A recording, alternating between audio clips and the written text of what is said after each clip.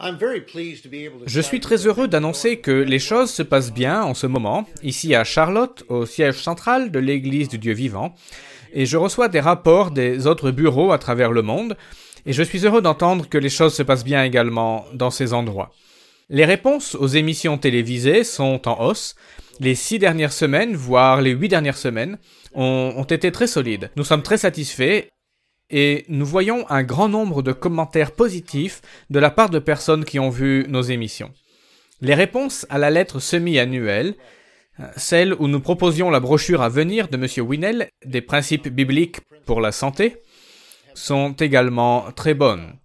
En tout, nous avons plus de 35 000, presque 36 000 personnes qui ont demandé cette brochure suite à l'envoi de la dernière lettre semi-annuelle où cette brochure était annoncée. Cela n'inclut pas les membres qui, bien entendu, recevront cette brochure automatiquement. Celle-ci sera finalisée et envoyée dans les prochaines semaines.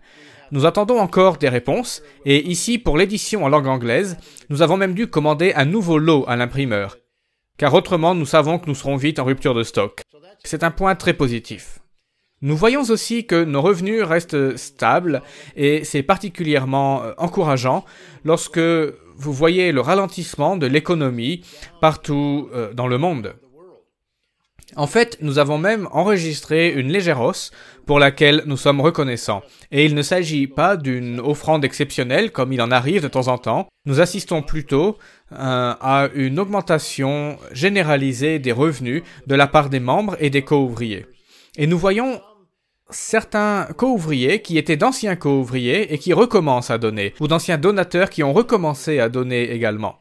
Cette crise du Covid-19 réveille beaucoup de gens et nous en sommes reconnaissants. Pas en raison de l'argent, mais parce que nous espérons que ces personnes s'impliqueront à nouveau et deviendront membres de l'Église. Peut-être n'ont-elles jamais fait partie de l'Église en dehors du fait d'être co-ouvriers, mais nous espérons qu'elles chercheront à nous connaître davantage et à se réunir avec nous.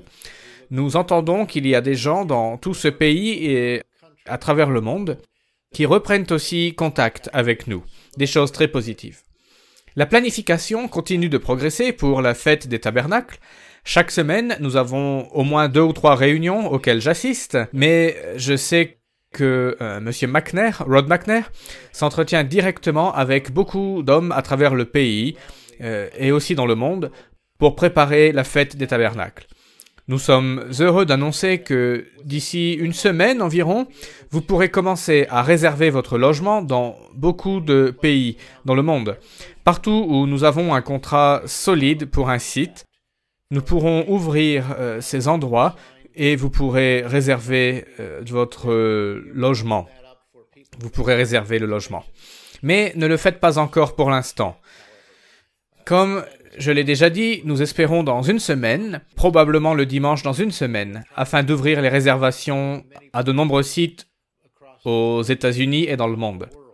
Veuillez patienter encore une semaine et quelques jours avant d'être en mesure de réserver votre logement, puis de vous inscrire un peu plus tard, car nous ne sommes pas encore prêts à ce niveau-là, mais les choses se précisent.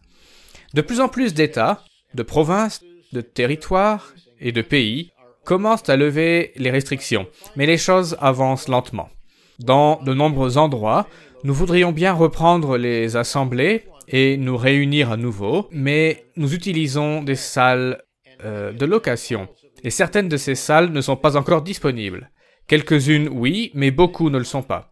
Et celles qui ont rouvert imposent des taux de remplissage de 10%, 20, 25, 30% ou 50%. Cela dépend de la loi, et ils n'ont pas le droit de remplir leur salle au-delà de ces limites, car ils auraient des problèmes avec les autorités. Cela ne dépend pas de nous, mais des salles de location que nous utilisons. Ils ne prendront pas le risque de se mettre ainsi en danger. Soyons donc patients. Nous voulons nous retrouver, mais cela prend du temps. Cela ne dépend pas de nous, mais des personnes décidant ce que nous pouvons faire et ce que nous ne pouvons pas faire. Quand il n'y a pas de salle disponible, nous ne pouvons pas faire grand-chose de plus.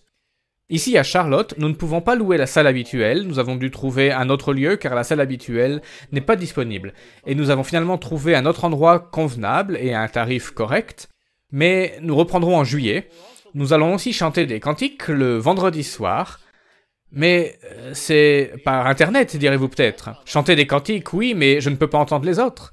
Mais à qui chantons-nous? Pour qui chantons-nous vraiment des cantiques? Nous ne chantons pas pour nous-mêmes, mais nous chantons pour Dieu. Nous chantons des louanges à Dieu et à notre Seigneur et Sauveur Jésus-Christ. Même lorsque nous ne pouvons pas entendre les autres chanter, nous savons qu'ils chantent en même temps, et la plupart d'entre nous sont capables de reconnaître que Dieu le Père et Jésus-Christ peuvent bien remettre toutes nos voix ensemble harmonieusement. Ils peuvent assurément le faire, et ils peuvent entendre leurs enfants chanter pour eux. Je sais que nous ne sommes pas les seuls à faire cela. Ailleurs dans le pays et dans le monde, d'autres membres font la même chose. Mais si vous n'aviez pas pensé à cet aspect-là, pensez-y. Je pense que c'est tout ce que je souhaite mentionner pour aujourd'hui. C'était Gerald Weston pour la semaine se terminant le 20 juin 2020. Je vous souhaite un excellent sabbat à venir, ainsi qu'une journée agréable et profitable.